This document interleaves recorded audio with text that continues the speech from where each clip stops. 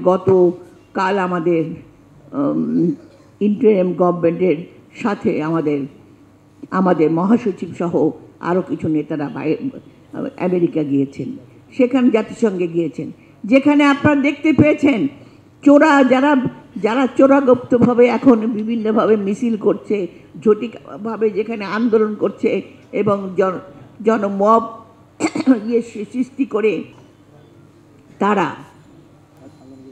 এখনও সেই চোরাগুপ্তার মাধ্যমে হামলা চালছে, এমনকি বিদেশে নিজের দেশের সম্মান ক্ষুণ্ণ করে চোরাগুপ্তা হামলা দিয়ে তারা চেষ্টা করছে তাদের কলঙ্কিত অধ্যায়টা আরেকবার পরিষ্কার করতে, আরেকবার জনগণের সামনে নিয়ে যেতে।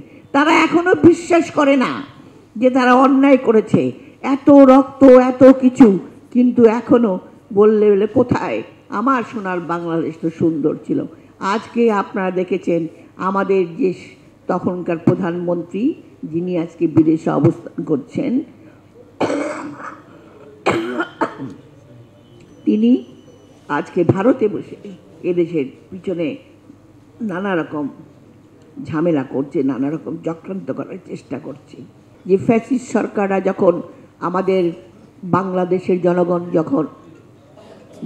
যখন পাকিস্তানি বাহিনী যখন গণহত্যা শুরু করে, বিদ্রোহ ঘোষণা করে দেশকে স্বাধীন মুক্তিযুদ্ধের ডাক দিয়ে দেশের স্বাধীনতা ঘোষণা দিয়ে তিনি সেই সময় দেশের মুক্তিযুদ্ধে লড়াই করেন এবং আমাদের শহীদ প্রেসিডেন্ট জিয়াউর রহমান সেই সময় দেশ স্বাধীন করেছিলেন।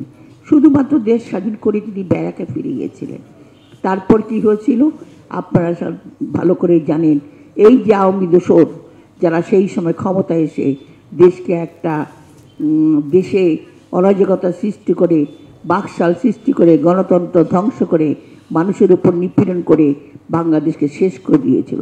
সেই সময় বাংলাদেশের সিপাহী জনতা আবারও শহীদ প্রেসিডেন্ট জিয়াউর রহমানকে ক্ষমতা নিয়ে আসার পরে তিনি মাত্র 3.5 বছরের মধ্যে বহুদলীয় গণতন্ত্র প্রতিষ্ঠা শুধু করেননি, বাংলাদেশকে একটি আত্মমর্যাদা জাতি হিসেবে তিনি বিশ্বের বুকে পরিচিত করিয়েছিলেন। সেই জন্য তাকে ষড়যন্ত্রের শিকার হয়ে দেশ থেকে মৃত্যুর মুখে ঢলে পড়তে হয়েছিল, তাকে হত্যা করা হয়েছিল। এবং এরপরে দেশনেত্রী বেগম খালেদা জিয়া 9.5 বছর ফ্যাসিস্ট সরকার, স্বৈরাচার সরকারের বিরুদ্ধে গ্রামে গঞ্জে হেঁটে আবারও গণতন্ত্র প্রতিষ্ঠা করেন। তাই গণতন্ত্র রক্ষা করা হলো, রক্ষার কবচ একমাত্র বিএনপি গণতন্ত্র রক্ষা করে।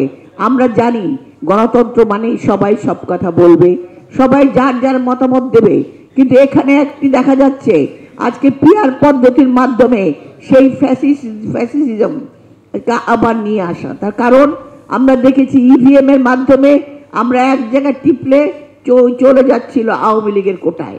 এইভাবে তারা ভোটের সিস্টেম করেছিল একবার, কিন্তু তারা পারে